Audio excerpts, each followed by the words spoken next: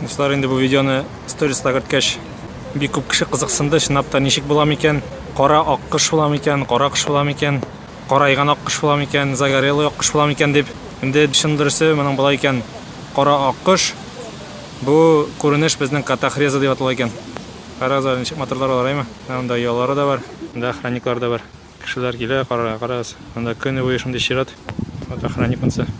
Эх, мен шулай яшәсәм, лишний охранниклар беләйме?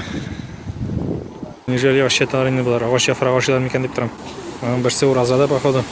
Берсе генә ашый, икенчесен аталар ашамаянсы. Татар кара аккошансы. Ураза тота. Казан үзәгеннән кайнар салам барыгызга да. Бу Шерек күл паркы була.